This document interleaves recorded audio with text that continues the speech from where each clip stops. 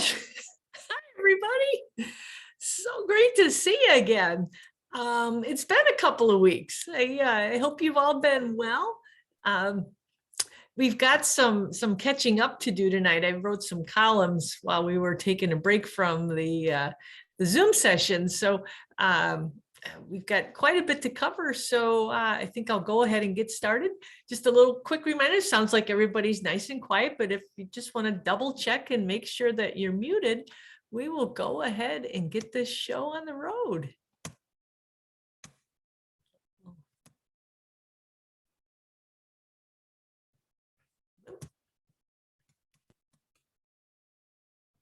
Oh.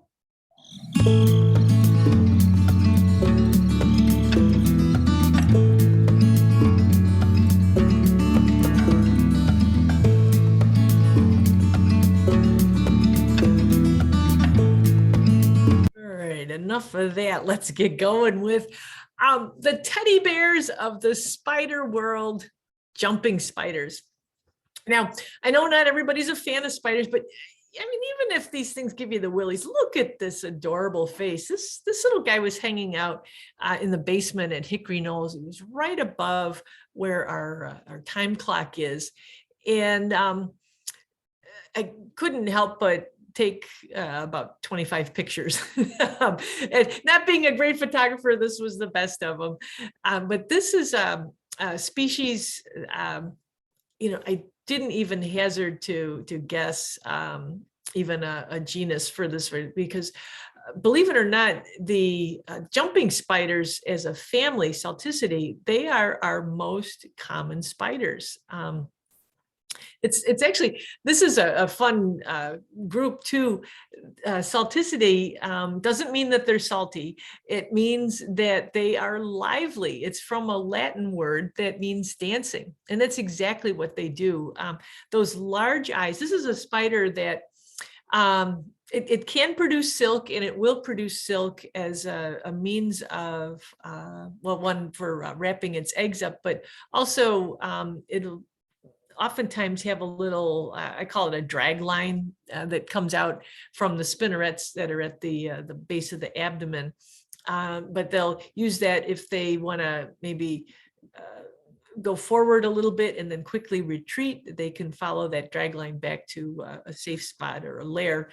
But they are oftentimes found hanging out in the open using those very large eyes to sight the movement of prey. That's where these guys really excel. And that's what gives them their winsome little look. They have just as many eyes as other spiders. Believe it or not, there's 8 of them there, but they're a couple of them are kind of hard to see.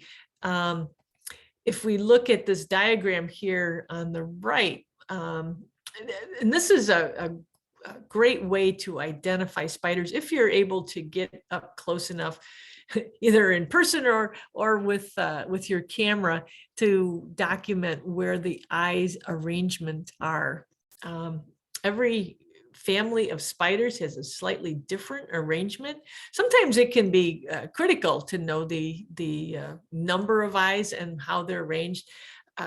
Species like the brown recluse, they're noted for having only 6 eyes. Now, they're not the only spider that only has 6 eyes, but that is somewhat of an unusual condition. Most spider groups will have 8 eyes. Now, with our friend the jumpers, they have the 2 large eyes there in the front, and then there's a couple on either side.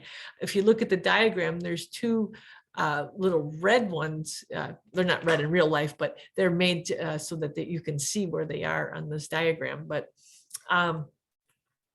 the way this spider is adapted to hunting, it's got the great eyesight to see the motion of its prey, and then it's got the fluid mechanics in its legs to shift fluids around and cause changes in pressure, which cause the animal to be able to do its namesake trick, which is jumping. So let's go ahead and take a look at some other members of this large family. Oh, screen's froze up here. Let's see if I can get it to move this way. There we go. So now I don't know the species of the little brown spider that was by the time clock in the basement at Hickory Knolls, but this is the spider that we see most often. And frankly, this is probably the one I get the most inquiries about as far as jumping spiders go. This is a bold jumping spider. Audax is the species name, Audax for audacious. This is a spider that makes no bones about its presence. It's found in the open quite a bit. We actually had an incident here at Good Natured World headquarters where one ended up in a coffee cup. This lower right picture here, that was after I it's a little bit blurry because there was quite a bit of excitement. It wasn't my coffee cup, I should add. It was my coworkers. They weren't nearly as excited about it as I was. But the spider, I took it out. That's our porch railing. It's showing from that angle one of the spider's really cool features. That's the iridescent chelicerae, or the area that we would also call the fangs. You can see there's also some variation. The three marks on the abdomen, they're usually there. They can take slightly different shapes. Sometimes they can look more banded. Sometimes they're, in my experience, they are white, but sometimes we'll see this reddish orange color. This in northern Illinois, this is the large black jumping spider that we see. In other parts of the country, there's the regal jumping spider. There's another one in Florida that's a different species, but this is what we see here in King County and in northern Illinois. A couple of years ago, we had one. I don't know if you can see or they look past the blurry object in the front. This was taken out at what we call the pollinator tower, which is behind Hickory Knolls. It's a large display that a volunteer created for us a few years ago. It was when the concept of curating native bees and creating bee houses was all the rage. So this was probably 5 years ago or so. This is looks kind of like a billboard, and half of it is signage explaining about native bees and the idea of saving your plant stems and giving habitat for these bees that oftentimes will need some sort of hollow, whether it's a hole in a log or a hole in a stem where they can lay their eggs and allow their young to develop. Well, anyway, so what we did in creating this pollinator tower was we also created a predator sink for all the things that eat our native bees. And this was a large female jumping spider, and she was, gosh, I would say she was as big around as my pinky finger, and in fact, her abdomen got even bigger than that when she was getting ready to lay her eggs. But I would actually walk by and say hi to her every day, because there she was posted right where there was this steady supply of bees coming in, and she would, as she needed to, hop over and pounce when they grabbed her. But you can see this is if we go back to this slide, you can see it's a spider that not only is well equipped for jumping, but it's also well equipped for subduing its prey. So they pounce and they sink those fangs in, they inject their venom. The prey, which is usually some sort of insect, doesn't struggle for too long, and then the prey is consumed. So the spider did really well. She left a bit of a legacy there, because we've had jumping spiders in and around the pollinator tower ever since.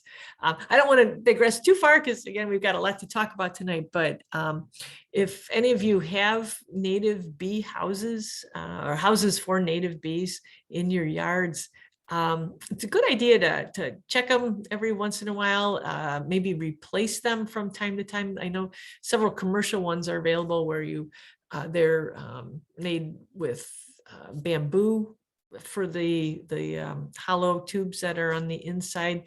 It's been, as the practice has become more prevalent, there's been some reports of this being an area for disease transmission, where whether it's a bacteria or a fungus, it only takes one sick bee to bring something in for that pathogen to then spread to numerous other bees. That is an example of how when we as humans, we're trying to do something good, we're trying to help, but we end up kind of messing things up a little bit because we sometimes form aggregations of bees. Most of these bees, well, actually all of the ones that would be nesting in this sort of area, they are solitary bees. So by causing them to group together like this, they're being subjected to numbers of their conspecifics that are higher than what they would experience under natural conditions. So anyway, I don't want to diverge too much, but if you are keeping bee houses for our native bees, it's a good idea to check them, maybe if you can clean them. And no, I don't have instructions handy on how to do that, but I know sometimes just replacing the material that's on the inside might be advised too, just so you're not inadvertently spreading disease. Let's get back on track now. Jumping spiders are awesome. They are the teddy bears of the spider world. If you haven't been lucky enough to see one in your house over the winter, keep an eye out for them this spring. They'll be back, and just one of many creatures we can look forward to seeing once the weather starts to warm up. These guys, this is one, what we looked at so far are the bull jumpers and the little brown one that I didn't know what it was. This is one though that is not native, and it's spread. It's thought to have come to this country from Europe. It is prevalent across the United States and Canada. It is done really, really well. However it was brought here, we don't know, but it's called the zebra jumping spider. And this was one that I saw out at Primrose Farm. This is a window, if you're familiar with Primrose, it's an old dairy farm. We're looking through a window in the milk house.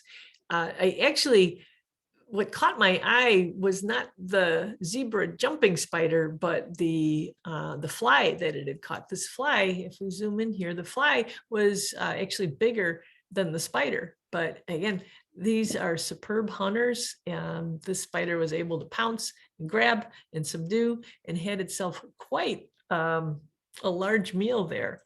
But these are super common too, and they're pretty easy to spot because of those zebra-like markings. They're not black and white, they're brown and white, but very eye-catching, and I've seen them in a lot of places here in the park district, as well as at my own home. Now they are Salticus seneca. That is another nod to the dancing ability, the dance-like qualities that these spiders have. Senecus is actually a stage reference, like, a scene in a play, the scene, the theatrics of this particular species, because they do the combination of their very eye-catching markings, along with all the bouncing around that they do to subdue, capture and subdue their prey, really makes quite a scene. So the spiders, we might have to wait a while to see them outside checker houses, you might have them inside. This is a species that is kind of a limited time engagement in that they will soon be leaving us. The goldeneye is a diving duck that comes to our area, actually comes to most of the United States for the winter months. This is I call them one of the now you see them, now you don't ducks as diving ducks. So there's diving ducks and there's dabbling ducks. Our mallards are dabblers, wood ducks are dabblers. That means you can probably picture a duck upended. You see the little duck rump up in the air and their head is underneath the water, and they're dabbling for food. They might be eating aquatic plants. They might be munching on some snails. But the diving ducks, you'll see them in the water, and maybe you'll train your eyes on them, or you'll train your binoculars on them, and then bloop, they disappear. And then we have 30 feet away, boop, they pop back up again. It adds to the fun of trying to keep your eye on and identify these birds. Well, the goldeneyes, they arrive here usually around the start of winter, late fall, early winter, and then they're with us until they head back to their breeding grounds, usually end of February, beginning of March. This is a species, when I wrote about them, I focused on their name, the goldeneye, which is a fancier way of saying yellow eyes. The male especially has an eye that is just, when the light catches it right, it practically glows back at you. Now this picture makes him look like he's got a green head, and in the right light, it is green. That's an iridescence. On a cloudy day, these birds look black and white. The impression I get from the male is that he's fancy. He's got his white dinner jacket on. He's, going to some black tie affair. I struggled when I was starting to learn about diving ducks. I struggled with identifying goldeneyes and another species we're going to take a quick look at, the bufflehead. Buffleheads aren't quite as common in this area in the winter time, but like the goldeneye, the male bufflehead has white on its head, but it's in a different spot. So looking at these guys, I finally figured out a way. Maybe this will help you too, maybe not. But when I see a goldeneye, I look for that white cheek patch, and I think of that as the man that's dressed up. He's gone to the fancy dinner party, and he's up and he's got a little whipped cream there on his cheek. Keep that in mind. We're going to refer to that again in a couple of slides, but white on the cheek, the white on the predominant color on the body, and a little black down the back. That's our male goldeneye. You can see the female, her eye is less golden. It's more of an amber, deeper gold, almost a brownish gold color. And then she's got the brown colors throughout her head and body. Now, this is a bird that comes here in the winter, and then, as I mentioned before, it'll take off pretty soon, and we'll be heading to its breeding grounds in the north. Someone asked me the other day, is this a species that mates for life? That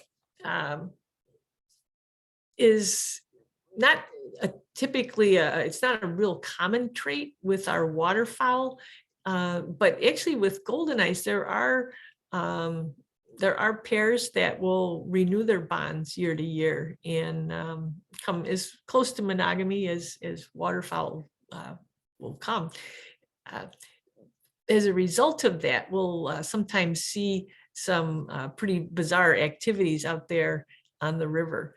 Now, seeing them, as I mentioned, they are the now you see them, now you don't type of duck. They are extremely wary. Sometimes I didn't even know that I'd spooked them, and they're flying overhead because they were 50 yards downstream from me, and I did something, sneezed or something, and off they took. Sometimes rather than seeing goldeneyes, you can hear them, and it's not a sound they make with their mouths. It's a sound their wings make. I'm going to play this recording of the wings. The species name of the goldeneye is clangula for little noise, bucephala for their large, somewhat largish head in relation to the size of their body, and then clangula is for little noise, the little noise that their wings make. It's not so little when there's a large flock taking off. So as I mentioned, these guys hang out here in the wintertime. Sometimes you'll see a flock and it's mostly males, but again, as we get closer to them taking off, heading back north, you might see some activity like this. The male goldeneye has, I think it's 14 different moves that he will display as part of his courtship rituals he performs for his intended, whether it's somebody he's renewing his bond with or whether it's someone new he's trying to attract. But this particular move it's called the, I think it's head throw kick. So he flips his head all the way back towards his rump. It'd be a heck of a yoga position too, wouldn't it? So he puts his head back, and then he throws his body forward, and his little legs kind of break the surface of the water. His head goes into the water. You can see in this picture just how terribly impressed the female is. But something we can look for as we watch these birds. Again, do it quietly. You don't want to spook them. You don't want to have them fly away, unless it's the clangula that you want to hear. Now this is the other bird. This is a cousin of the goldeneye. You can see it's the same genus, Bucephala, but albeola, which refers to the white markings. Again, this is another bird. The male looks like they're dressed up going to the ball. They've got their the white on the sides, the black down the back, but the white on the head is not towards the front, it's towards the back. So again, this might just be the way my weird brain works, but the goldeneye, he's got the little dab of whipped cream on his cheek. These guys look like they got hit in the back of the head with a pie. So buffle heads, white across the back, lots of whipped cream.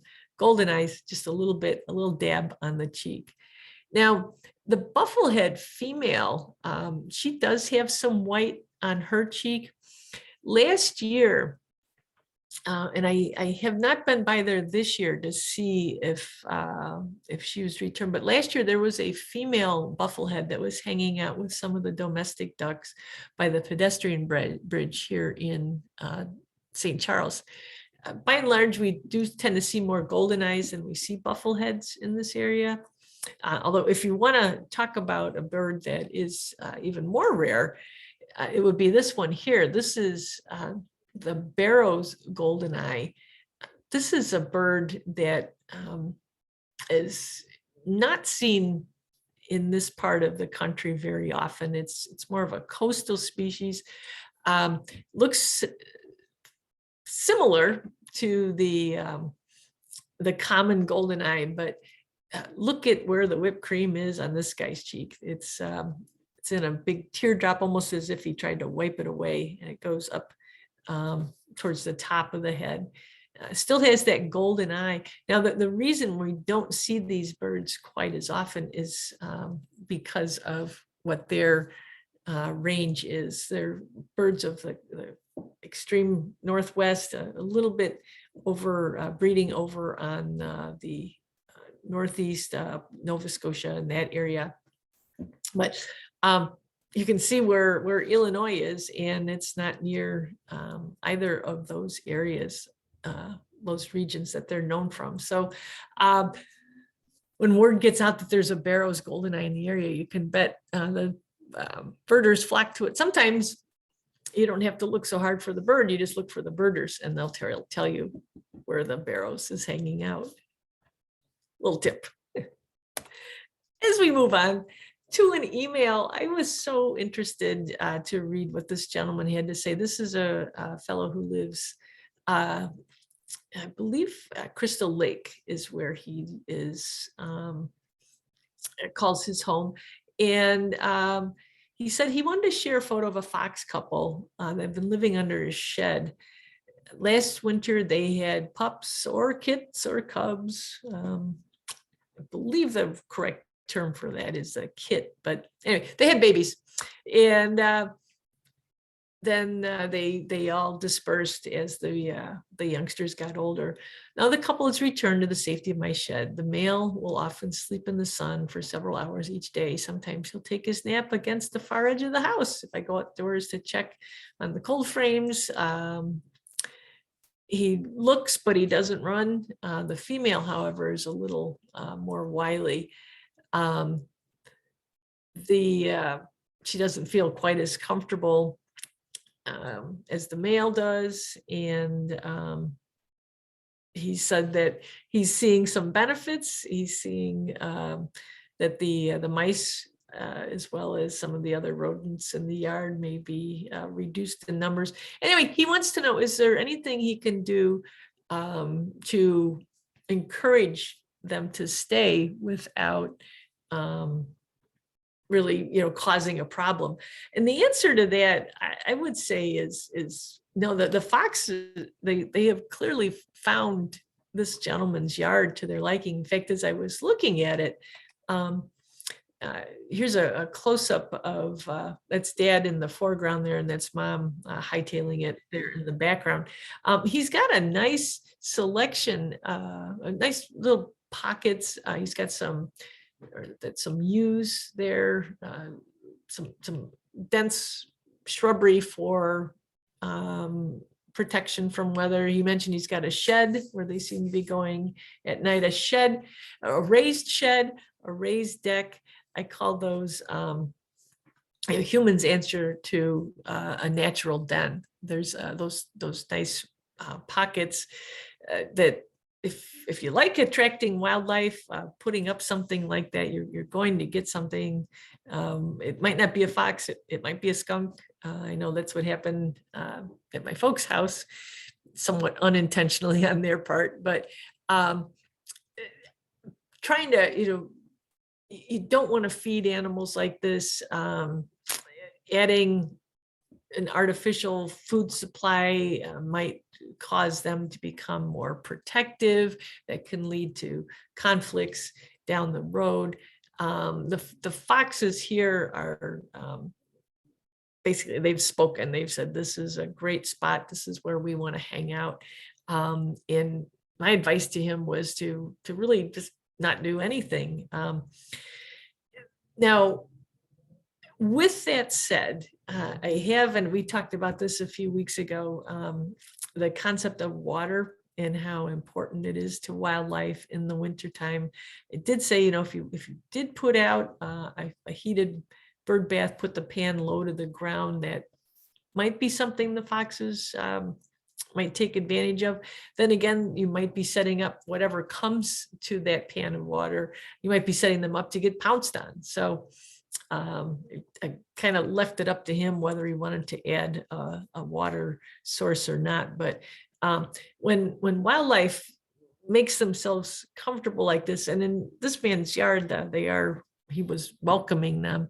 There's really not anything you need to do. They've found what they want, and they're gonna take advantage of what he's given them. So I'll let you know if he said that he'd stay in touch, and if there were more pups, kits, cubs, babies to come this year, that he would let me know. So keep you posted on that if we hear back from them.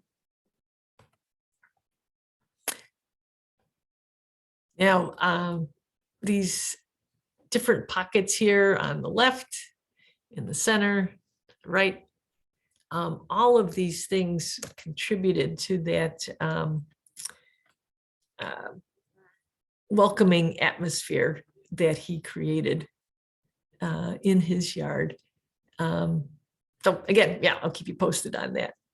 Now, this came across my desk, and when hunting was brought back, when the Wisconsin wolf population got to the point where hunting was brought back as a means of control, I got to say I was a little bummed. Wolves are just such a fascinating species. Their social dynamics, the effect that they have on other wildlife populations. You got to do what you got to do, and I know that there are conflicts with wolves and people who keep livestock. There can be conflicts that arise, but anyway, Wisconsin found out last week that with the exception of some of the Rocky Mountain populations, all the rest of the wolves in the lower 48 states have been returned to the endangered species list. So even though Wisconsin's wolf population is fairly robust, they need to adhere to this, which means they can no longer have a wolf harvest season. So all the permits that were issued are no longer valid. They are no longer authorized to use lethal means, and for conflict management, they have to go to non-lethal deterrent, usually methods for keeping these wolves in check. But if you're a fan of wolves, I thought you might be interested in this. If you're not a fan of wolves, you probably would be interested in this as well. But it was just, I thought, an interesting turn when we so often find out that animals numbers are going down. In this case, the numbers have dropped to a point where now we're going to put them back on the endangered species list, and we'll see what happens. I kind of wonder if this might influence the number of wolves we see here in Illinois now, especially in the northeastern part of the state. In Kane County, I don't think we could ever have an actual pack of wolves here, but would they travel through here on their way to somewhere else? Usually an individual wolf that maybe has been ostracized or kicked out of one pack and is on its way to maybe find its way into another pack somewhere else. Absolutely, they can wander through here. There's been, over the last several years, there's been reports, there's been documented evidence of wolves being hit by cars in northern Illinois. So as the Wisconsin wolf population continues to grow, I would say that yes, we will see more signs of wolves, not a resident population, but wolves traveling through northern Illinois. So, I did this slide and then I thought, oh gosh, I hope this isn't in poor taste, but this was an email I got over the weekend. The note was, my son just found this in a tree in his backyard. I thought you would find it interesting, and he's not sure what to do. This is what he found. That's a Cooper's hawk, and it's hanging upside down from a tree. Don't know what happened. Now this past week, and I think we're in for another wild ride with our weather, where we'll get these bursts of warmth, often with moisture. A cold rain followed by cold temperatures, that's hard for a lot of wildlife to have to cope with, especially if some of that moisture seeps into the fur or the feathers. And I don't know if that's what happened with this bird, but temperature extremes certainly do take their toll. Another concern we always have with raptors is, did they consume a rodent that has had poison? Have they consumed several rodents that had eaten poison bait? That those chemicals will build up in a bird of prey system, and then they end up, a lot of those have anticoagulants in them, and the bird ends up bleeding. Now, I didn't see this bird up close. Sometimes when a bird dies from rodent poison, you'll see signs of blood around the nose or the mouth. Can't tell that from here. Anyway, it's a Cooper's hawk hanging upside down in a tree. He was not sure what to do with it. I told him there were a few options. I said he could just leave it. That's the sort of thing that eventually is going to fall. We've got all kinds of decomposers that will eventually take care of it. If he's in more of a hurry, he could try and bury it, but if the ground is frozen, that's probably not going to be an option either. Bob, I did mention that the Field Museum will collect birds as long as there's data on where it was collected and when, for the archive collections there. But I never heard back to see what they decided to do. But this is the sort of one option, one thing that's not an option would be to bring this bird in and try to get it taxidermied. You'd need to secure a permit before you could do that.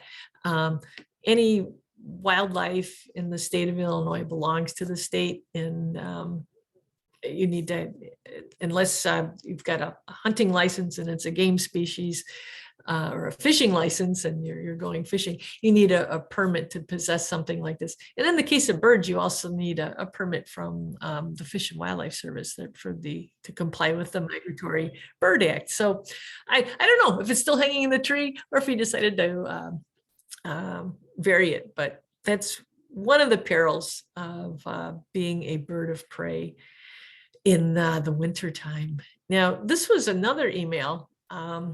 And this described a unusual experience. This gentleman and his wife were walking the dogs over behind in I guess that would be the Fisher Farms subdivision. It's over behind Delnor Hospital, and this Cooper's hawk held its ground. And he thought that was very unusual because usually, especially when he's walking with his dogs, these birds tend to take off. They don't stick around. He said he got within 5 yards of the bird and the bird didn't even take off when he took its picture. Any thoughts on this strange turn of events? Well, my first thought was, having just received that other email showing upside down Coopers, I thought,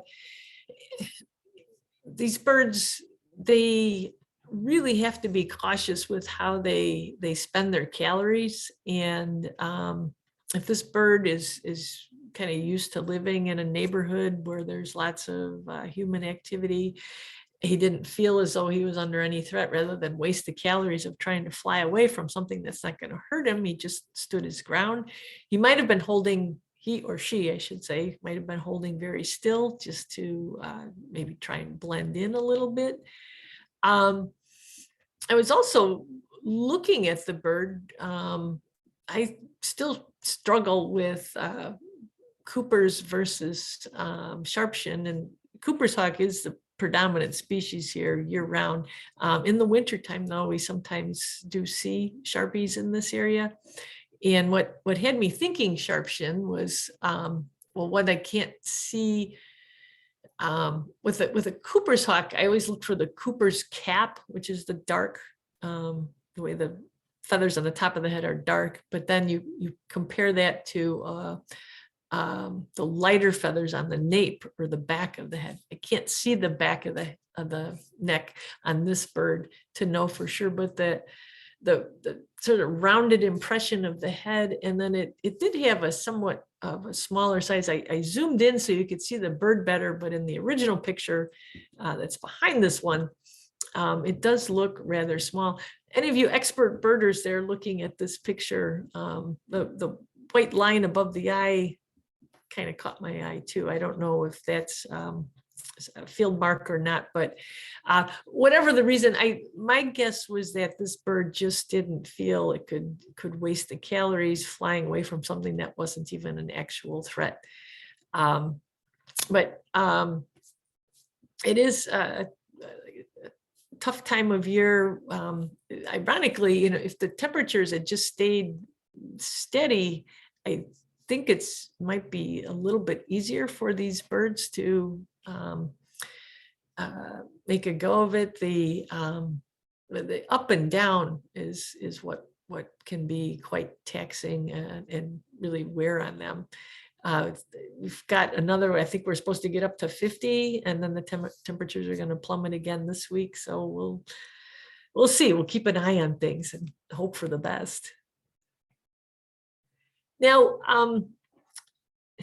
we're going to do a complete turnaround now and go to an animal that's not terribly active just yet, but it is February. It is the season of love. And I do spend a fair amount of time at Hickory Knolls that is climate controlled and about 70 degrees year round. So in our turtle pond at Hickory Knolls, we have it started out as just Blanding's turtles as part of our participation in the local Blanding's Turtle Recovery Program.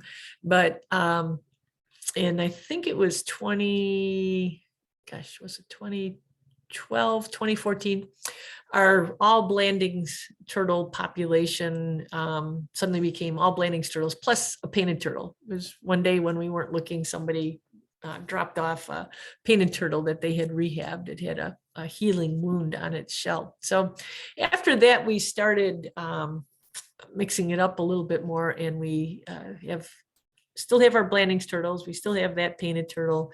We have another painted turtle, and we have some map turtles.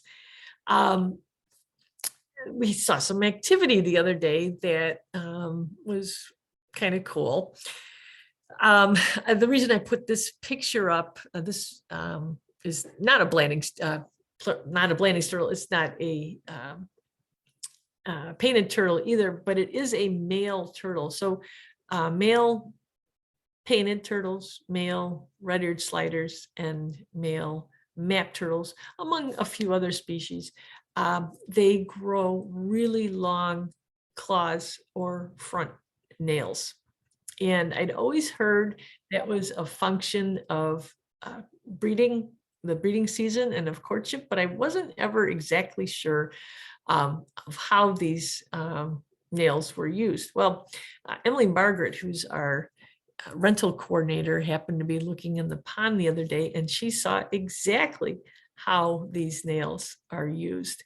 Let's go to this first. So here we have, we see there's a little bit of glare on the surface of the pond, but we've got two turtles facing each other. These are actually, these are map turtles. They're different species though. One has quite a bit of yellow marking on its head, and the other has not much yellow at all. Now, map turtles have a ridge down the back of their carapace, or the top shell of their body. And they are both Graptimus, which is the genus, but they are different species. Didn't matter. It is the season of love. Keep an eye on the turtle with more yellow on its head. And you'll see just how those claws are put to use. It's sort of a, it might be a courtship thing. It might be a Three Stooges thing. But those claws are used to, in a,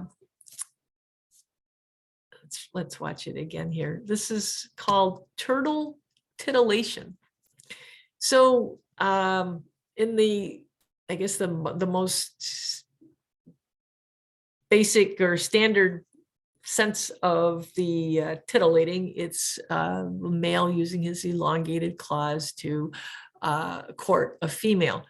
But there's been some research done in the last few years on turtle titillation, and what herpetologists are starting to see is that it's not just the male doing this to the female. Sometimes a female will do it to a male. Sometimes a female will do it to another female. Sometimes two males will do it.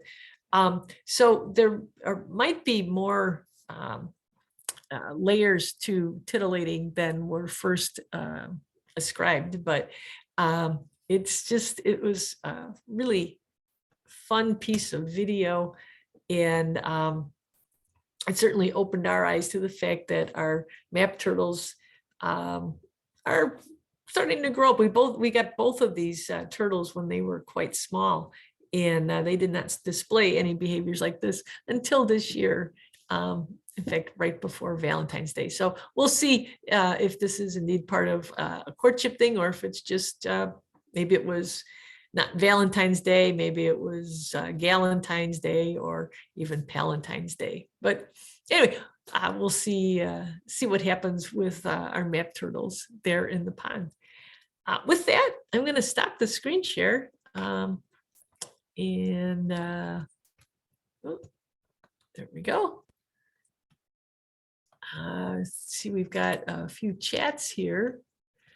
Oh, yes, exciting to be on TV this week. So WGN television news. So they are on the air from 4 a.m. until 10 a.m.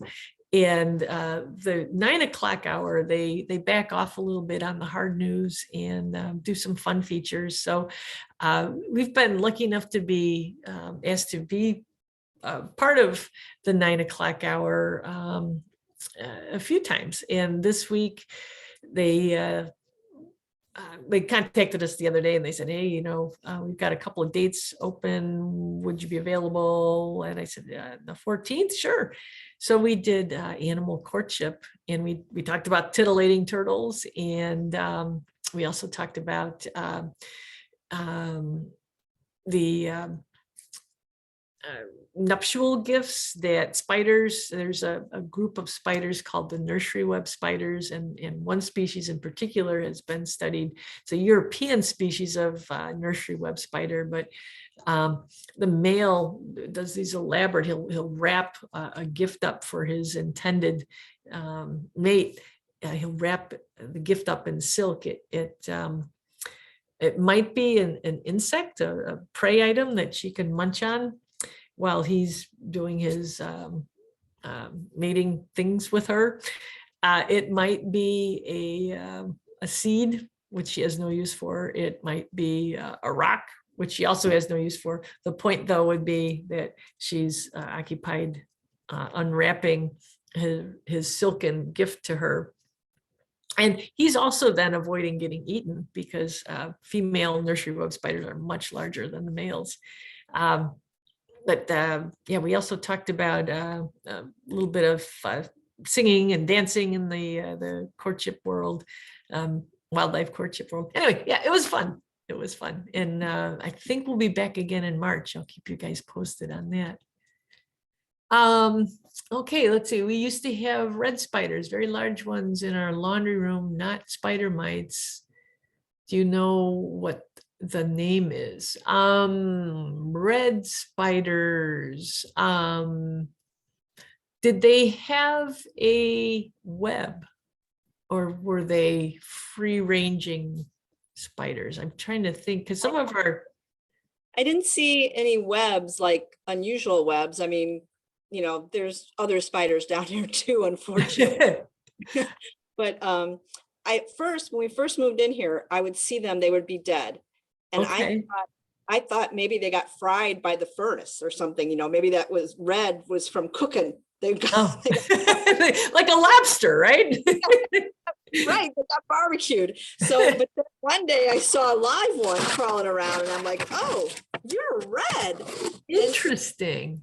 I'd never seen them before, and I've looked online. I've never seen one like it before, and unfortunately I didn't take a picture of them because I didn't have a picture phone back then, and I haven't seen any in quite a while. So I don't know where they went, but they were the prettiest cranberry color you ever seen. Wow. So was the abdomen red too, or were they more red up front? They were totally red because I thought that they had gotten fried in the furnace. I thought they died because they got too hot and that they got cooked. Yeah, they were just red. And then when I saw that live one crawling around, I was like, oh, you're red. They I'll have to let me think about that for a little bit, because I'm picturing so there's some daddy long leg spiders that have red bodies. They don't looking. They weren't like daddy long legs with the long legs and kind of like body. No, these were fat guys. Well, and so our orb weavers, we've got some orb weaving spiders that are reddish in color, and there's a lot of variation in the colors of our orb weavers, but they don't usually hang out inside. And to see them walking around, that would be unusual behavior too, unless they were males. The males are a little more mobile. The females tend to, especially when they get to be big, they spin their web and they just kind of hang there. The males go on little walkabouts though, looking for the females. Yeah, I never saw them in a web. I always found them dead on the floor near the furnace. And then the live one that I saw walking around, I mean, I don't, like I say, I never saw them like just hanging out in a web. Okay. Well, so when they walk, did they hop at all? Because sometimes, so there is a lot of variation even with our the jumping spiders that we talked about at the beginning. There are some of those that will have a fairly red abdomen. Those. I don't think he was hopping. I think he was just, walking on. So, and not hairy then either. You didn't notice much hair. Not hairy. All right. Well, let me think on that one some more, and maybe we can. If I saw one, I'd take the picture, but I don't know. They must have flown the coop. Yeah.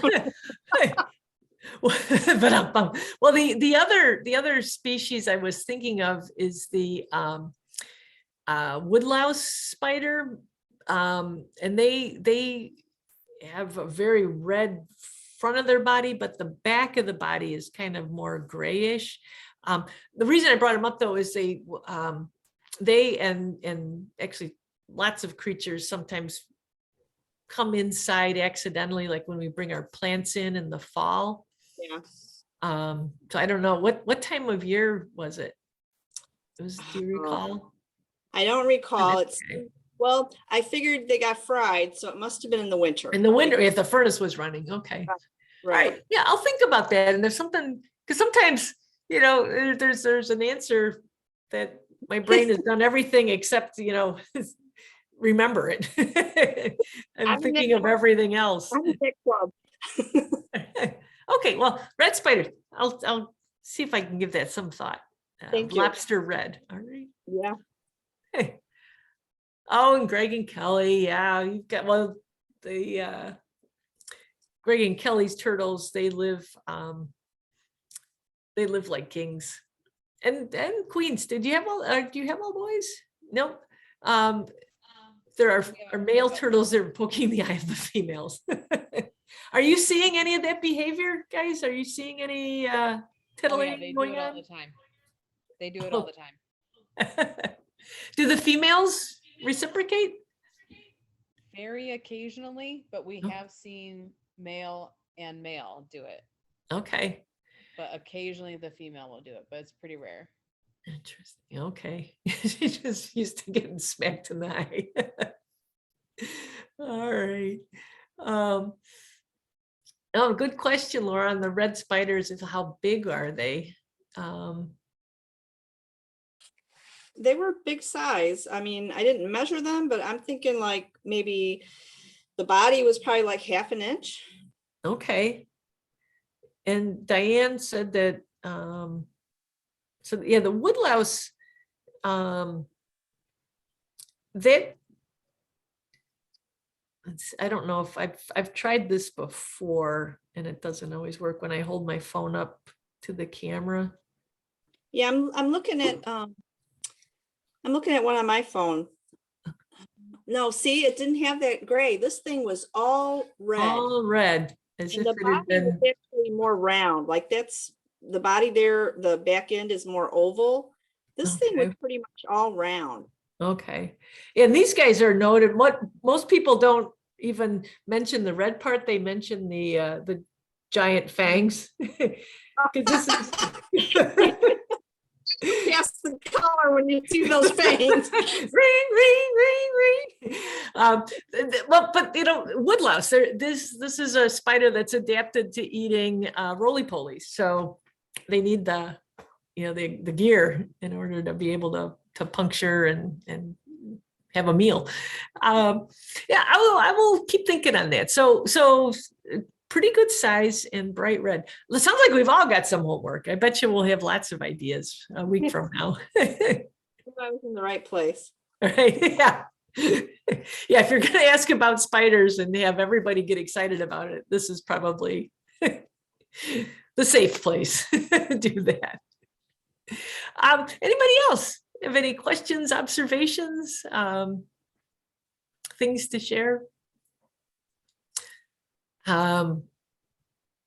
If not, we will go ahead and look forward to next week. We still got a little catch up to do. I had written about button shells and freshwater mussels and the effect the button industry had on mussels. So we'll be talking about that and lots of other things in our good-natured way. So thanks so much for tuning in. Great to see y'all. And Thank you, Pam. have a great rest of your week. See you back again soon. Thanks, Thank you. Pam. Thank you. Thank you, Everybody. Pam. Thank you, Pam. Pam. Thank you. Take care, everybody.